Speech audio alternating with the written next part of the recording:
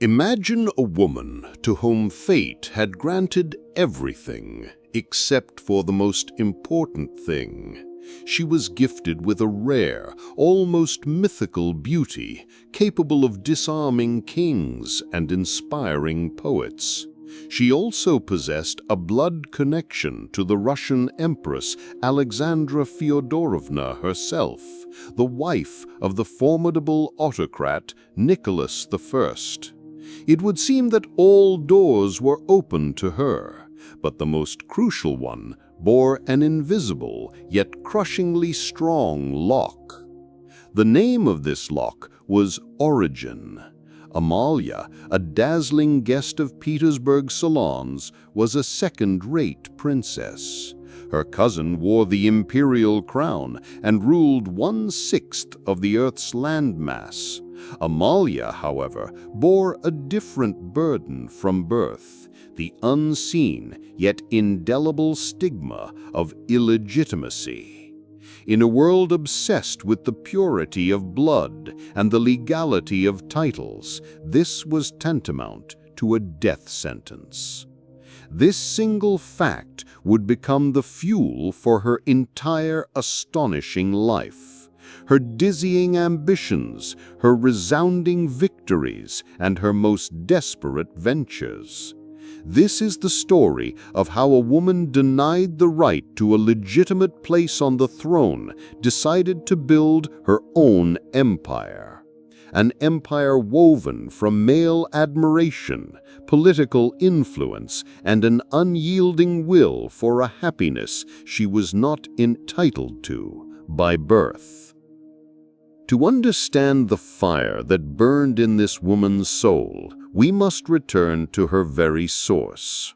Her story began not in the palace, but in its shadow, in quiet chambers where official duty gave way to secret passion.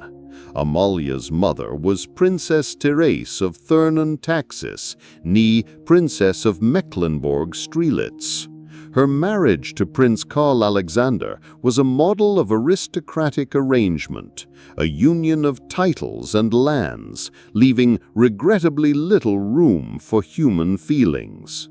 The prince preferred the thrill of the hunt and the company of gamekeepers to his young wife's society, leaving Therese in the gilded cage of her family castle.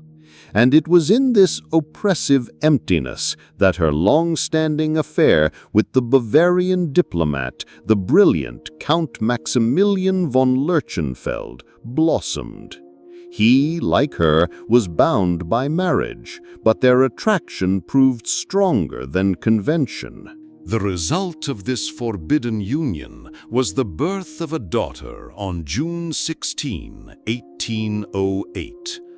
The infant, born against all odds, was registered in the church book under a neutral, almost fictitious surname, Amalies Stargard. The princess's lawful husband, Karl Alexander, harbored no illusions. He was absolutely certain the child was not his and categorically refused to bestow his renowned name and title upon the girl. To him, she was a living reproach, a testament to marital infidelity, and he turned his back on her. But where one father displayed cold indifference, another performed an act of astonishing nobility. Count von Lerchenfeld did not merely acknowledge his paternity in words. Together with his lawful wife, who demonstrated incredible magnanimity, he officially adopted the infant. Thus, Amalie Stargard disappeared, and Amalie von Lerchenfeld came into the world. She grew up in the Lerchenfeld family estate in Keffe-Horling, surrounded by the care and love of her adoptive parents, who raised her alongside their own son. At home, she was affectionately called Amelie. It seemed to be an idyll, a loving family, a superb education, a carefree childhood, but an invisible shadow always hovered over this idyll. In a world where genealogies were known by heart, her secret was an open secret. She was the fruit of adultery, legitimized by grace, not by right. This knowledge, absorbed with her mother's milk, shaped her character. From an early age, Amalia understood that to survive and succeed in this world, she needed more than just her lineage. And nature had generously endowed her with her chief capital, dazzling beauty which only flourished with each passing year. Her parents, seeing the beautiful young woman their adopted daughter was becoming, placed great hopes in her. They understood that the only way to erase the stain on her reputation was a brilliant match. A successful marriage could obliterate all rumors and grant her a secure position in society. And it was here that a man whose name would forever be interwoven into her destiny with a fine yet strong thread entered the scene. When Amalia was just 14, her heart fluttered for the first time. Her chosen one was a young Russian diplomat serving in the mission in Munich, Fyodor Tyutchev. Imagine the scene, a young blossoming beauty, already aware of the power of her charms, and a passionate, enthusiastic poet. He was not wealthy, could not boast a renowned title, and, according to contemporaries, was not blessed with classical good looks. But his eyes burned with genius, and his words could touch the most intimate chords of the soul. For the young Amalie, whose life was built on compromise, this love was a breath of fresh, intoxicating air. Perhaps for the first time in her life, she was loved not for future benefits, not for status, but simply for who she was. Tyutchev dedicated poems to her. He saw her not just as a beautiful doll, but as a deity, a muse. Their romance was pure and exalted, as first love should be. The enamored youth, buoyed by reciprocity, decided on a daring step and asked for her hand. But for Count and Countess Lerchenfeld, this was unthinkable. They viewed matters pragmatically. What could this poor, unknown foreigner offer their daughter? Poetry would not pay the bills, and ardent declarations would not buy a position at court. Their refusal was firm and irrevocable. Dreams were shattered against cold calculation. Amalia was taught a harsh, but from the perspective of her era, necessary lesson. Feelings are a luxury, and marriage is a strategy. Her beauty was too valuable an asset to be squandered on youthful infatuations, and soon the strategy was put into execution. When the girl turned 17, a suitable husband was found for her. He was Baron Alexander Sergeyevich Krüdener, secretary of the same Russian diplomatic mission. He was the complete opposite of Tyutchev. The Baron was 22 years older than his young bride, notorious for his difficult, quarrelsome nature, but possessed 3 undeniable virtues. He bore a title, was fabulously wealthy, and had strong connections. For the 17-year-old girl, it was not a marriage, but a transaction in which her youth and beauty were exchanged for stability and respectability. Thus, her first love ended, and her great life, full of intrigue and brilliant victories, began. But the memory of the poor poet, like a talisman from another unfulfilled reality, she would carry through all trials. 8 years had passed since her calculated marriage. 8 years spent in European capitals where her diplomat husband conducted his affairs, and she honed the art of being society's adornment. And so, in 1833, when Amalia turned 25, Baron Krüdener received an appointment in Petersburg. She was traveling to the snow-covered capital of the Northern Empire, to the very heart of the world where her own cousin ruled like a goddess. And this city, accustomed to cold brilliance and strict beauty, was utterly unprepared for the phenomenon that Baroness Krüdener proved to be. Her arrival was like a sunstroke in the midst of a long polar night. Petersburg's high society was a world of strict rules and frozen forms. Beauty was valued here, but it was an icy, measured, almost architectural beauty. The local ladies resembled porcelain figurines in a display case, flawless but fragile and cold. Amalia, however, was living fire. There was nothing rehearsed or superficial about her social graces.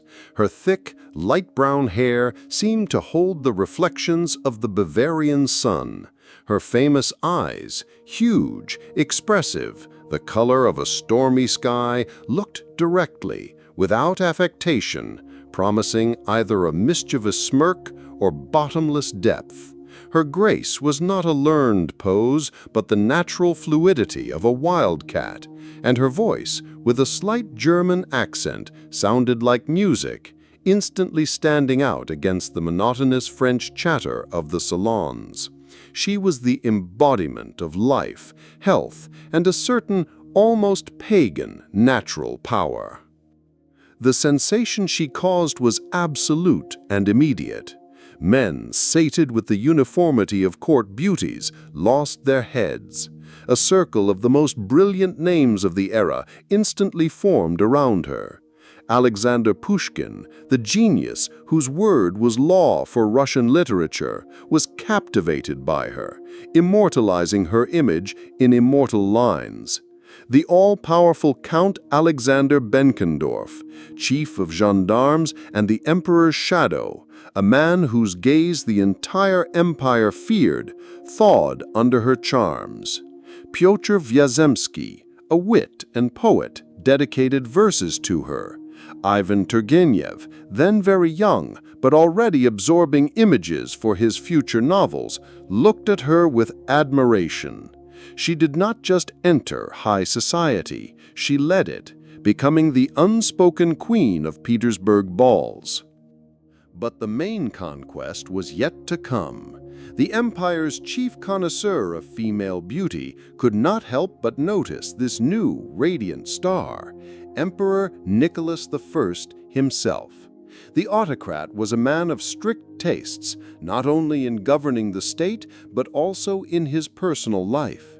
He disdained dissoluteness, valued order, and his favorites were usually distinguished by classical, almost ancient beauty. Amalia fit perfectly into his aesthetic canon, but she possessed something more: daring, intellect, and that very second-rate story that stirred the imagination. The imperial couple welcomed their newly arrived relative with ostentatious cordiality. Alexandra Feodorovna perhaps saw in her a reminder of her German youth, or perhaps she was simply following her husband's will. Amalia was brought closer to the court. She became one of them in the highest circles. Soon, a truly royal gesture followed. Nicholas granted her a picturesque estate called Substvenay, own, near Peterhof, for her personal ownership. What subtle, almost mocking symbolism! A woman deprived of legitimate inheritance receives a patch of land with such a name from the monarch. She became a neighbor to the imperial family, and soon a close friend to Nicholas's beloved daughter, Grand Duchess Maria Nikolaevna. And here, at the pinnacle of her triumph, amidst the sparkle of diamonds and the whispers of adoring admirers, Amalia felt not only delight, but also a sharp, burning resentment. Every time she saw her cousin Alexandra in the radiance of her crown, she could not help but ask herself the same question: why? Why everything for her, and for me only crumbs from her table? She looked at the Empress, essentially a German princess just like herself, but elevated to an unreachable height solely by the legitimacy of her birth. And she, Amalia, whose beauty and intellect outshone many princesses of royal blood, was married off to a decrepit, dull baron. This thought poisoned her success, turning it into an eternal race for self-affirmation. The stigma of illegitimacy that she had carried since childhood had not faded. It had simply become invisible to others, but it continued to burn her own skin. And then she made the most audacious step of her life. If she could not be equal to her cousin in status, she would become equal in something else, more intimate and forbidden. She decided to reclaim what was hers from fate by taking what belonged to the Empress by the most sacred right, her husband. The affair with Nicholas I was not just a spark of passion. For Amalia, it was an act of symbolic revenge, an attempt to psychologically equalize herself with the one she envied so greatly. By capturing the attention of the emperor himself, she seemed to prove to the entire world, and most importantly to herself, that she was worthy of more, that her beauty and charm were a force capable of shaking even the foundations of the throne. Their connection was brief. The emperor did not favor long attachments, but Amalia achieved her goal. She became not just a society lioness, but a woman with a legend, whose name was whispered, associating it with the monarch himself. And when this affair ended, her status was already so firm that she could afford to accept tokens of attention from other high-ranking men. The hunt had begun, and now she was not a victim, but a full-fledged mistress of her brilliant position. Amalia Krüdener basked in the glow of her success. Petersburg lay at her feet. She was not just a beautiful woman, but a true center of power, the informal hostess of a salon where destinies were decided, intrigues were woven, and reputations were forged. Every appearance she made in society became an event. Every word was caught on the fly. She enjoyed this triumph, a triumph forged by her own wit, charm, and iron will. But it would be a mistake to see her as merely a cold and calculating careerist. Deep down, beneath the layers of social polish and cynical games, lived the same young Amalie who was once capable of pure, selfless feeling. And she cherished the memory of that feeling as a sacred relic. In the midst of her courtly battles, she did not forget the man who first saw a goddess in her, Fyodor Tyutchev. Their paths had diverged many years ago, but now, possessing influence, she could offer him a helping hand. The poet's fate was not easy. His diplomatic career soared and plummeted. In 1839-40, a series of misfortunes befell him. First, his first wife, Eleonora, tragically passed away, leaving him with 3 young daughters. This drama undermined him, but being a passionate and impressionable man, he remarried less than a year later to Ernestine von Pfeffel. By the strict moral standards of the time, this was a scandal. Society, especially diplomatic circles, where the appearance of propriety was valued above all else, condemned him. Rumors of his moral instability began to spread, and Tyutchev's career, already fragile, was on the verge of complete collapse. He was on the brink of resignation and disgrace. It was at this critical moment that Amalia Krüdener decided to intervene. She, whose word now carried weight even in the imperial cabinet, stood up for her childhood friend. It was a risky step. To intercede for a man with a tarnished reputation, who went against public opinion, was not in her nature. But here she acted not out of calculation, but from the heart. During one of her conversations with Nicholas I, she delicately but persistently spoke a good word for the disgraced poet. We do not know what arguments she used, what strings in the harsh monarch's soul she managed to touch. But the fact remains, the emperor, who valued order and tolerated no breaches of propriety, heeded the beautiful Baroness's request. Tyutchev was forgiven. More than that, he soon received a new respectable appointment, and his career was saved. Amalia repaid her old debt, proving that her heart had not completely hardened in the icy waters of Petersburg society. However, this sentimental fidelity to the past was only one facet of her complex nature. Another facet was far more pragmatic and even predatory. While the men of Petersburg composed sonnets to her and admired her charm, the ladies openly disliked her, and for good reason. She was too beautiful, making others fade in her presence. She was too intelligent, and her wit often hit the mark with precision. And most unforgivably, she was too lucky. After her brief affair with the emperor cooled, the main patron's vacated place was taken by a man who could offer her not only admiration, but also real power.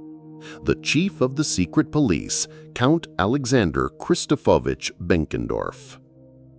This man was a living legend, the scourge of free thinkers and the emperor's right hand. He was already 58 years old, a respectable age when passions, if they ignite, burn to ashes. For Benckendorff, the 33-year-old Amalia became his last, all-consuming love. He lost his head like a young cornet. And she saw in him not an object of passion, but a most powerful resource.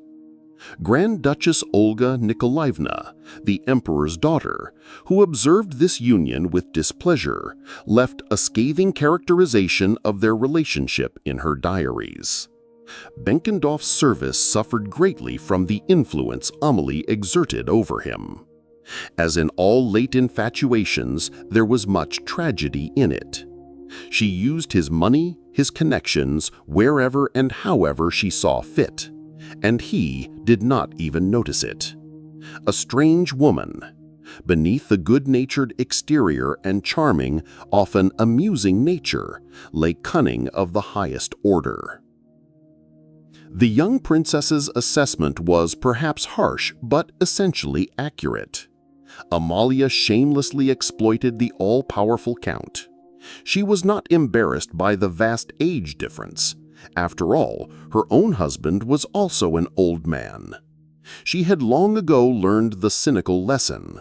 Older men are not only more sentimental, but more importantly, richer and more influential. Benckendorff showered her with money, fulfilled her every whim. But this was not enough for her. She began to interfere in his official duties, promoting her protégés, resolving others' problems at the expense of his influence. This caused quiet grumbling in court and government circles. The beautiful Baroness manipulating the head of the third department like a puppet, this was already too much. Their relationship lasted several years. Benckendorff aged, his health deteriorated, and his influence perhaps no longer seemed boundless to Amalia. She was a pragmatist to the core and understood that she needed to seek support that was younger and stronger, and she found it. Her new object of attention became Count Vladimir Adlerberg, minister of the imperial court and appanages. He was younger than Benckendorff, only 17 years older than Amalia herself, but no less influential and wealthy.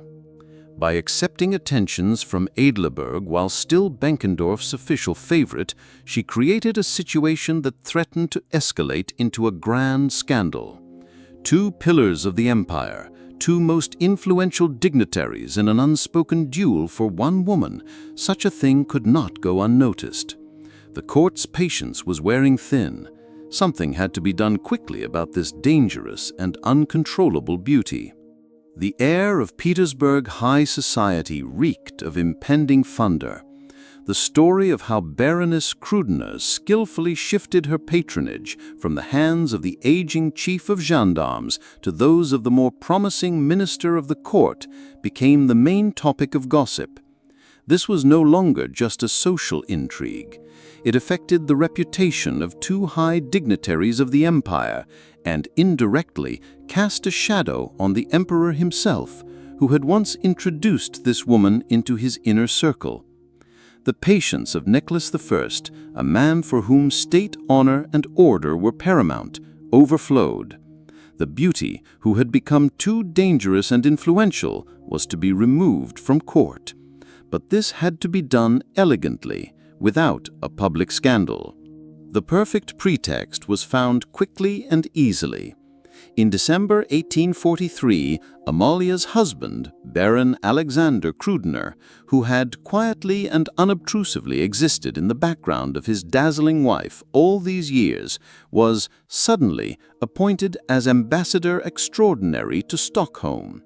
This was an honorable exile, for the Baron a deserved reward at the twilight of his career, for his wife a polite order to leave the capital. The calculation was simple. In snowy Sweden, far from the levers of power and wealthy patrons, her charms would weaken and her influence would evaporate. Amalia, of course, was expected to follow her husband, as a respectable wife should. The plan seemed flawless, but its authors underestimated one thing: the resourcefulness and audacity of the heroine herself. The thought of moving to Stockholm filled her with horror. It was tantamount to surrender, to leave the epicenter of events, to abandon the battlefield where she was queen, and to become a bored wife of an ambassador in a provincial European capital? Never. She had to stay in Petersburg at all costs, and she devised a move worthy of an Italian comedy script. On the day appointed for the departure of the ambassadorial couple, when the carriages were already hitched and the trunks packed, something unexpected happened. There was a commotion in Baroness Krüdener's house. The mistress suddenly felt unwell. The invited doctor, after an examination, delivered a disappointing but categorical verdict: measles. Measles in an adult woman is no joke. The illness required strict bed rest and, most importantly, a long quarantine. There could be no question of traveling in such a condition. It would be a risk not only to the patient herself, but to everyone around her. Her husband, bound by official duty and deadlines, could not wait for her recovery. After consultation, it was decided that he would go to his new post alone, and his dear wife would join him later, as soon as she fully recovered from the insidious ailment. Baron Krüdener, perhaps with a sigh of relief, departed for Stockholm. Amalia, however, having seen him off with satisfaction, remained in Petersburg, securely protected by her quarantine. Petersburg society, of course, whispered. This illness was too timely.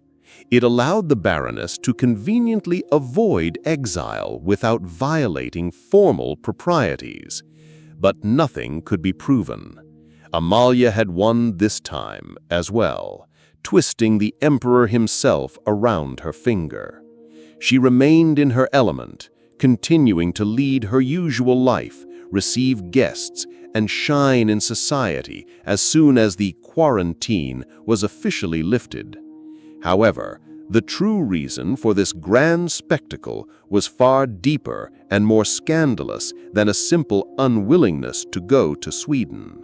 The result of her illness became known to the world several months later and was a veritable bombshell. Amalia gave birth to a son. This child became the final resounding chord in her years-long intrigue. The paternity, of course, was attributed to her lawful husband, Baron Krüdener, who, at the time of conception, was thousands of miles away from Petersburg. But the entire city knew the truth. And this truth was even more shocking than could be imagined. The father of the child was not her elderly patron, minister of the court Vladimir Adlerberg. The father was his son, Rittmeister Nikolai Adlerberg of the Life Guards Cavalry Regiment. A handsome man, a brilliant guardsman, a general favorite, and a man 11 years younger than Amalia herself. She not only replaced one old patron with another, she crossed a generation, starting an affair with her lover's son. This was unheard of audacity, a slap in the face to all norms and proprieties. The subsequent events unfolded according to her script. Baron Krüdener, after living for several more years in honorable solitude in Stockholm, quietly passed away in 1852. Amalia became a widow. She observed the mandatory 3-year mourning period according to all canons of propriety. And then, in 1855, she did what completed her multi-move combination. She married Nikolai Adlerberg, her true love and the father of her younger son. With this marriage, everything fell into place. The young husband, who adored her, officially adopted his own child, who could now bear the surname of his real father. The boy, who was given the surname Krüdener at birth, became Nikolai Nikolaevich Adlerberg. Amalia not only escaped disgrace, but turned the scandal into her triumph. She received everything she had dreamed of: a young, loving husband with excellent career prospects, a legitimized child, and a new respectable status as Countess Adlerberg. The stigma of illegitimacy that had pursued her all her life was finally washed away. She rewrote her own destiny, proving that for a woman of her caliber, nothing was impossible. Marriage to Nikolai Adlerberg opened a new chapter in Amalia's life. The boisterous Petersburg adventures were a part of the past. Now she was not just a society lioness, but the wife of a brilliant general whose career was confidently on the rise. She had a new status, a new surname, and, most importantly, a new role, which she was determined to play with no less brilliance than all her previous ones. The era of scandalous affairs and risky intrigues gave way to an era of respectability, state service, and active charity. Amalia, now Countess Adlerberg, proved that she could be not only a brilliant seductress, but also an exemplary general's wife. Her first serious test in this new capacity was the Crimean War. This grueling conflict, which drew Russia into confrontation with the coalition of European powers, became a tragedy for the entire country. In 1854, her husband, General Nikolai Adlerberg, was appointed to one of the most responsible posts, military governor of Simferopol and civil governor of Taurida Guvernatorate. Crimea became a frontline zone, a center of pain and suffering. Simferopol was overflowing with the wounded, refugees, and, most importantly, children orphaned by the war.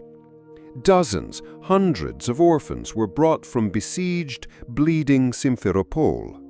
It was a sight capable of melting the coldest heart.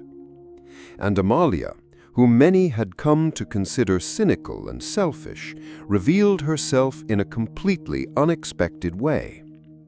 She did not sit in the governor's mansion, hosting receptions for officers. Instead, she plunged headlong into public service. Seeing the boundless grief of children, she did not limit herself to formal donations. With her personal funds, which she had so skillfully accumulated during her Petersburg victories, Countess Adlerberg opened an orphanage for orphaned children in Simferopol. She personally supervised its arrangement, found premises, hired staff, and ensured that the children were fed, clothed, and received at least minimal care and education. For many, she became a guardian angel. The woman who had fought for her place in the sun all her life now gave a chance at life to those whom fate had deprived of everything. After the war, her husband's career continued its upward trajectory. In 1866, Count Nikolai Adlerberg received a new, even higher appointment. He became Governor-General of the Grand Duchy of Finland. This was one of the key posts in the empire. Finland had a special status, its own laws, its own parliament, and ruling it required great tact and wisdom. For Amalia, this was another challenge and another triumph. She moved to Helsingfors, modern Helsinki, and for 20 years became the unspoken queen of Finnish society, its leading lady. The Adlerberg residence in Helsingfors became the most brilliant and lively center of social life.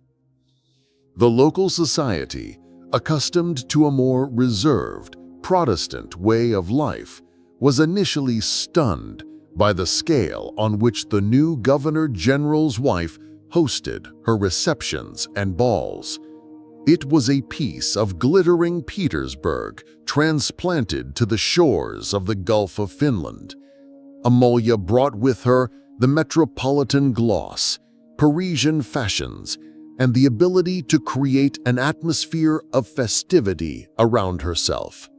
Her evenings became the main topic of conversation. She introduced the local aristocracy to visiting celebrities, organized musical salons, and theatrical performances. She did not just entertain, she shaped the cultural agenda, set the tone, and made life in what was, in essence, a provincial city brighter and more vibrant. But even here, she was not just a fashion trendsetter. As the wife of the highest representative of Russian authority, she actively engaged in charity, patronized hospitals, orphanages, and educational institutions. She firmly stepped into the role of a respected matron, a mother, a pillar of support for her husband, and a benefactor of the region entrusted to his care. The transformation was complete. From an adventuress who gambled with her reputation, she turned into a pillar of society, an example of dignity and respectability. She achieved what she had strived for all her life, a stable, unshakable position that now depended not on the whims of aging lovers, but on her husband's official status and her own impeccable reputation. For almost 20 years, she enjoyed this position. But the course of history is relentless. In 1881, Emperor Alexander II was assassinated in a terrorist attack, and his son, Alexander III, ascended the throne. A new era began, with new people and new rules. Count Adlerberg, belonging to the old guard, resigned. Their Finnish fairy tale ended. The Adlerbergs decided to leave Russia and move to Amalia's homeland, Munich, to spend the rest of their days in peace and solitude. Amalia's life resembled a turbulent sea. Calms were replaced by storms, quiet harbors by dangerous reefs. She was the wife of a baron and the wife of a count, the mistress of an emperor and all-powerful ministers, the hostess of the most brilliant salon in Petersburg and the leading lady of Finland. She experienced dizzying triumph and the bitterness of exile, motherhood and the sweetness of revenge. But through this succession of events, through the noise of balls, the rustle of intrigues, and the rumble of history, she carried one quiet, cherished feeling. Like a precious amulet hidden beneath brocade and diamonds, she kept in her heart the memory of her first, unfulfilled love, of the poor poet Fyodor Tyutchev. To the world, he was a genius poet and a not-so-successful diplomat. To her, he remained forever that enthusiastic youth who first saw in her not a profitable match, but a deity. This memory was her secret refuge, that corner of her soul where neither husbands nor influential patrons had access. In her personal library, amidst luxurious leather-bound volumes, a slim collection of his poems stood in the most honored place. At social gatherings, when fashionable singers performed romances to his words, she became thoughtful and silent. Those close to her knew. Countess Adlerberg did not allow certain Tyutchev romances to be sung in her presence. She feared someone might notice an unbidden tear betraying her secret. Their paths sometimes diverged for decades, then intersected again. She followed his fate from afar, rejoiced in his poetic successes, and, as we remember, once saved his career. He, in turn, witnessed her brilliant ascent, but their rare meetings were like flashes of lightning, illuminating the past for a moment. One such meeting occurred in the summer of 1870.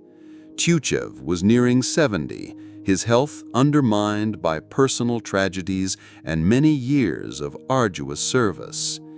He came for water cure in Carlsbad, and there too, as if by fate, she arrived, the 62-year-old but still strikingly beautiful Countess Amalia Adlerberg.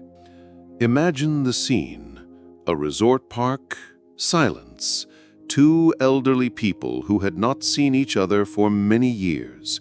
What could they say to each other? A whole life had passed. Between them stood the shadows of their spouses, children, the entire history of the 19th century. But when their eyes met, time seemed to turn back. He again saw that 14-year-old girl with eyes the color of a stormy sky, and she saw that ardent youth whose poems made her heart beat faster. This fleeting encounter at the sunset of their lives stirred a storm of memories and feelings in the poet's soul. Upon returning to the hotel, a shaken Tyutchev wrote one of the most poignant and famous poems in Russian literature. I met you, and all that was before, in a faded heart revived. I remembered the golden time, and my heart grew so warm. These lines became a monument to their love, a love that had no future but found immortality in poetry. He gifted her eternity, capturing her image in words that millions would repeat, never suspecting to whom they were dedicated. This meeting became their farewell. 3 years later, in 1873, word reached Amalia that Fyodor Ivanovich was gravely ill and at his last breath in Tsarskoye Selo. He was paralyzed, almost unable to speak, and she, without hesitation, made a final gesture of devotion. She came to him to say goodbye. She entered the room where the man she had loved all her life lay on his deathbed. According to eyewitnesses, at the sight of her, the dying poet's face lit up. Tears rolled down his cheeks. He could not speak, but his gaze said everything. This was their last meeting. A few days later, he passed away. She outlived him by 15 years, but until the end of her days, this last meeting remained a sacred memory for her. The story of their love, which began in the Bavarian backwoods, ended in the suburbs of Petersburg to forever remain in the golden fund of world poetry. After her husband's retirement and their move to Munich, Amalia's life entered its final, quietest course. The noisy capitals, balls, intrigues, all this remained in the past like a dream. She returned to where her story had once begun, but she returned a completely different person. Not an unknown girl of questionable origin, but Countess Adlerberg, the widow of a brilliant general, a legendary woman whose name was known throughout Europe. She lived a long life by 19th century standards and passed to a better world in 1888 at the age of 80. Her husband, Nikolai Adlerberg, who was 11 years younger, outlived her by only 4 years and followed her in 1892. Their shared story, which began with a scandal, ended in a quiet idyll that lasted nearly half a century. How to evaluate this incredible life? Was she a predator who cynically used men to achieve her goals? Or a victim of circumstances, forced to fight for her place in the sun with the only weapons available to her, her beauty and wit? Probably both. She was a product of her cruel era, with its strict hierarchy and double standards. But she managed not only to survive in this system, she broke it and made it work for herself. The final assessment, given to her by one who knew her almost all her life and initially spoke of her with displeasure, is telling. Grand Duchess Olga Nikolaevna, daughter of Nicholas I, who by then had become Queen of Württemberg. Observing Amalia's final years in Helsingfors, she wrote in her diary words that no longer held youthful condemnation, but only surprised recognition of another's triumph. Even now, at 76, despite glasses and a snuff box, she is still handsome, cheerful, calm, and respected by all. And she plays what she has always wanted, a major role. This phrase is the best epilogue to her life. She truly played the role she wanted and won her game with fate. She left behind not only legends and poems. Amalia had 3 children, 3 heirs to her complex and tumultuous destiny. From her first formal marriage to Baron Krüdener, she had 2, a son, Nikolai Arthur, who became an officer and rose to the rank of general, and a daughter, Maria Anna. And of course, her younger and perhaps most beloved son, the fruit of her great love and her most daring adventure, Nikolai Nikolaevich Adlerberg. He, unlike his mother, had everything from birth: a prominent name, impeccable origin, and brilliant prospects. In this lay Amalia's greatest victory. She gave her children what she herself was deprived of, the right to a happy and cloudless life without the stigma of being second-rate. Her story is a hymn to female will and strength of spirit. She proved that origin is merely a starting point, and the finish depends only on oneself. She lived a life that would have sufficed for several novels: an adventure novel, a love novel, a historical novel. And in each of them, she was the main heroine, keeping both her contemporaries and us, her distant descendants, in suspense until the very last page.